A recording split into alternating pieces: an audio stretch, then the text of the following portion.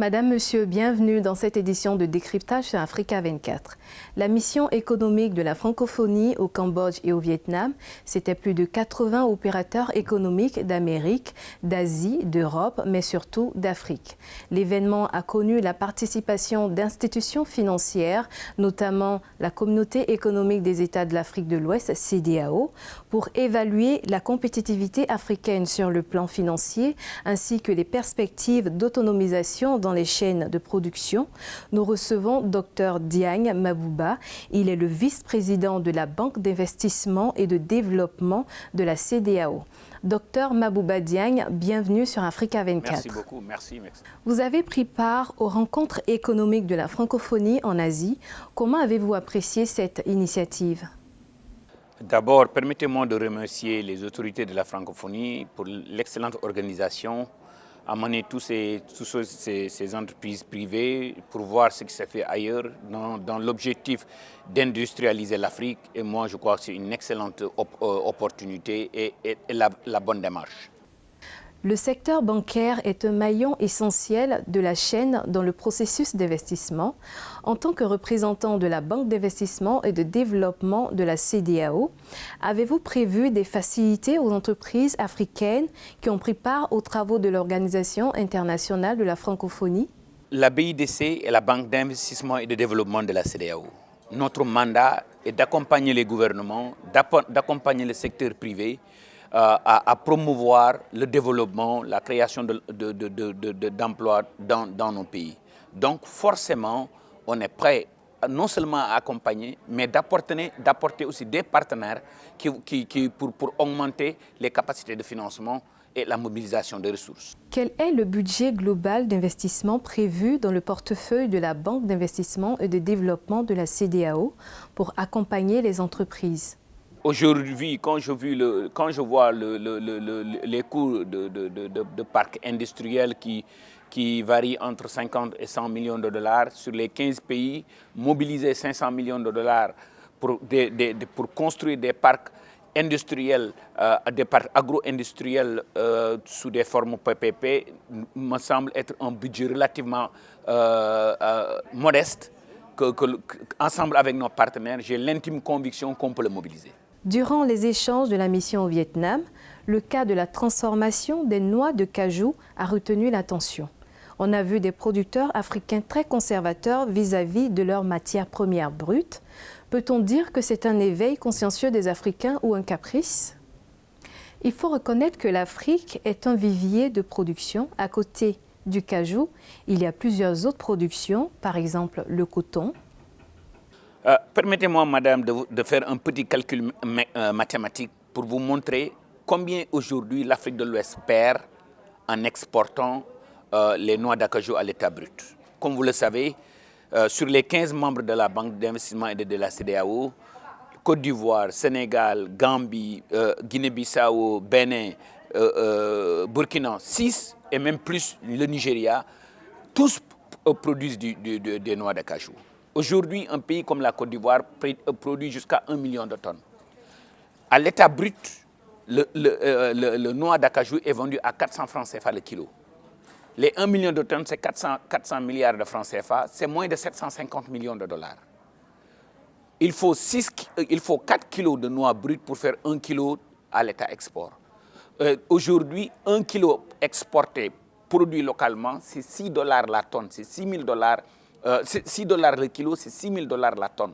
Les 1 million de tonnes de brut, divisé par 4, 250 000, multiplié par 6 000 dollars, c'est 1,5 milliard de francs CFA. C'est du simple au double.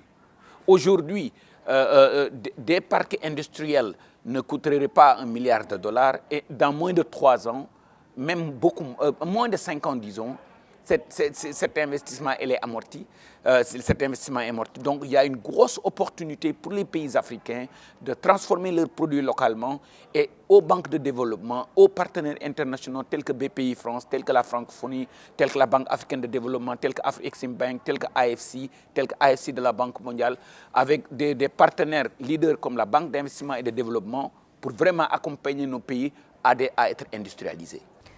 En dehors du financement de cette industrialisation, il y a également le facteur de la main-d'œuvre qu'il faut prendre en compte, qui peut encore prendre du temps, parce que pour produire à la hauteur de ces marques que vous venez de citer tout à l'heure, il faut des compétences. Pensez-vous que nous les avons? Aujourd'hui, un pays comme l'Éthiopie a montré qu'on peut exporter vers les États-Unis. Aujourd'hui, quand vous allez en Éthiopie, il y a des parcs agro-industriels, il y a des parcs industriels de textiles qui montrent que c'est possible. L'île Maurice a montré que c'est possible. Le Madagascar a montré que c'est possible. Pourquoi pas l'Afrique de l'Ouest? Pourquoi les institutions bancaires n'accompagnent pas ces producteurs depuis longtemps? Moi, je crois qu'aujourd'hui, il y a un réveil. Et post-Covid nous a montré qu'on ne peut plus dépendre de l'extérieur pour se nourrir, pour s'habiller et pour se soigner.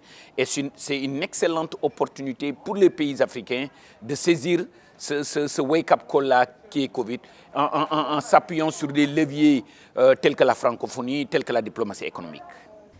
La crise Covid-19 a fortement perturbé l'environnement économique des pays africains. Sur quel levier l'Organisation internationale de la francophonie et ses États membres peuvent agir pour sortir de cette dépression économique?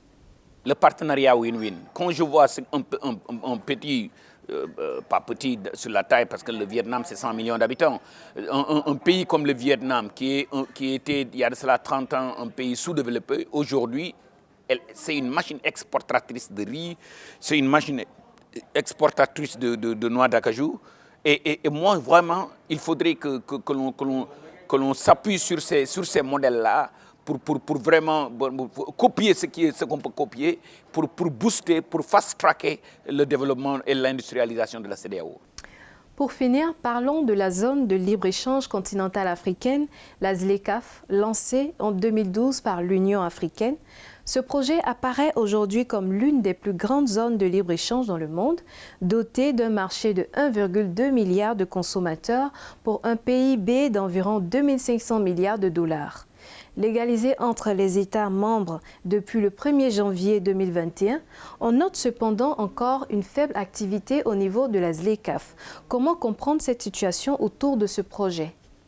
Madame, permettez-moi de dire que le commerce intra-africain est une excellente opportunité pour les pays africains, non seulement de commercer avec l'extérieur, mais de commercer entre eux-mêmes. Je vous donne un petit exemple. Aujourd'hui, quand vous prenez le Bénin, le Burkina, le Mali et le Togo ensemble, rien ne les empêcherait de créer un parc agro-industriel qui leur serait commun. Et tout le coton produit dans ces 4 pays-là serait transformé localement. Non seulement ce serait un bon exemple d'intégration régionale, mais aussi une opportunité pour ces 4 pays-là de converser d'une seule voix avec les clients, avec les partenaires internationaux. Aujourd'hui, les infrastructures en place permettent-elles la flexibilité de ces échanges? Absolument. Aujourd'hui, avec les différents corridors que la CEDEAO est en train de construire en termes d'autoroutes, en termes d'infrastructures, je crois que de plus en plus, l'Afrique devient interconnectée et l'Afrique de l'Ouest, en particulier les pays de la CEDEAO, sont de plus en plus interconnectés. Dr Mabouba Diagne, vice-président chargé des finances des services institutionnels de la Banque d'investissement et de développement de la CEDEAO, merci d'avoir répondu aux questions d'Africa 24. Madame, Monsieur, c'est ici que prend fin cette édition de décryptage. Merci de nous avoir suivis et restez en compagnie de nos programmes.